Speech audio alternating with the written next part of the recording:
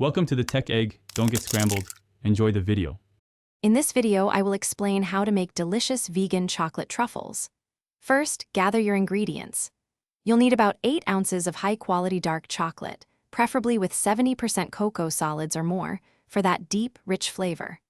Also, have on hand about 1/2 cup of full-fat coconut milk or cream, a teaspoon of vanilla extract, and a tablespoon or 2 of your preferred liquid sweetener, like maple syrup if desired.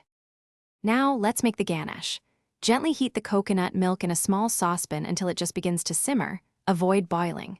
Remove it from the heat and pour it over your finely chopped dark chocolate in a heatproof bowl. Let it sit undisturbed for about 5 minutes. This allows the chocolate to melt beautifully. Then, stir the mixture until it's completely smooth and glossy. Cover and chill it in the refrigerator for at least 2 hours or until firm enough to roll. Once your ganache is firm, it's time to shape the truffles. Use a small spoon or a 1 tablespoon cookie scoop to portion out the mixture.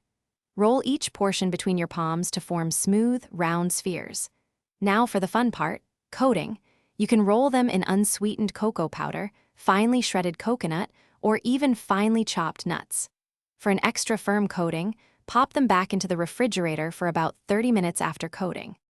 To keep your delicious vegan chocolate truffles fresh, store them in an airtight container in the refrigerator. They will stay wonderfully fresh and tasty for up to 1 week.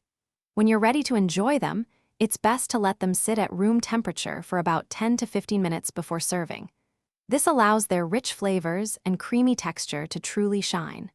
These homemade treats are perfect for any occasion, whether as a gift or a personal indulgence.